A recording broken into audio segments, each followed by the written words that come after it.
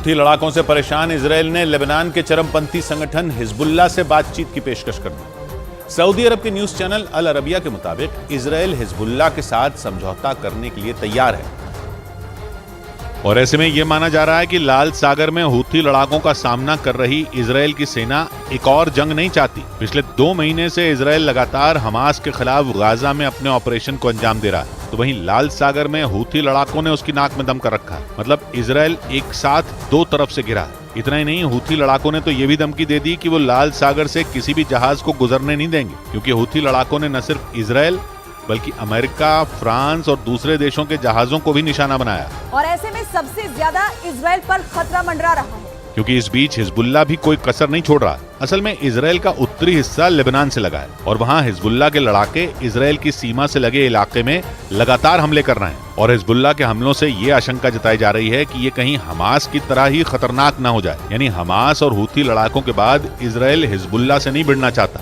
और इसलिए Israel Hezbollah के साथ समझौता करना चाहता है। लेकिन दावा है कि इजरायल ने समझौता करने के साथ कुछ शर्तें भी हिजबुल्लाह के सामने रख दी। वहां के रक्षा मंत्री ने 2 टूक कह दिया कि यह समझौता तभी होगा जब लेबनान से लगने वाली इजरायल की सीमा पर हिजबुल्लाह के हमले रुकेंगे। जबकि इजरायल पर हमास के हमले के बाद से ही हिजबुल्लाह के लड़ाके उसके उत्तरी इलाकों में रुक रुक कर हमले कर रहे हैं। इसलिए इजरायल हिजबुल्लाह के साथ समझौता करते हुए कोई गलती नहीं करना चाहता, ताकि समझौते के साथ ही ये तय हो सके कि लेबनान से लगने वाली इजरायल की सीमा पूरी तरह सुरक्षित रहेगी। मतलब इजरायल के साथ होने वाले समझौते के बाद इजरायल के उत्तरी इलाके पर किसी तरह के हमले नहीं होंगे। न्यूज चैनल अल अरबिया के मुताबिक इजरायल ने न सिर्फ हिजबुल्लाह के साथ समझौते की पेशकश की, बल्कि अमेरिका के सामने भी यह मुद्दा उठाया और इसके बाद अमेरिका के विदेश मंत्री एंटनी ब्लिंकन ने दुनिया से अपील की कि हिजबुल्लाह पर इजरायल के खिलाफ कोई कार्रवाई न करने का दबाव बनाया जाए।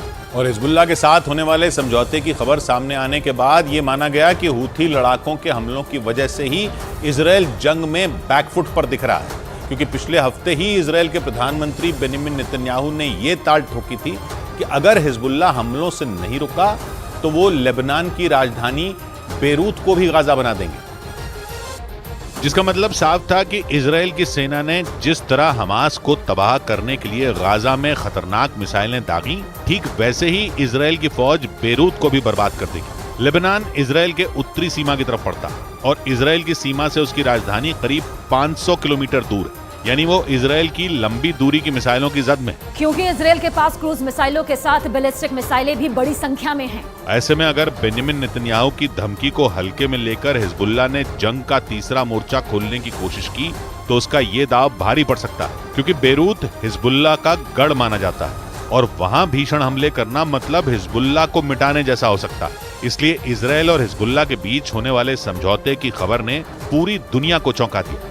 माना जा रहा है कि इजरायल एक तरफ हमास जबकि दूसरी तरफ हूथी लड़ाकों से निपटने में जुटा है, इसलिए वो हिजबुल्लाह के खिलाफ जंग छेड़ना नहीं चाहता।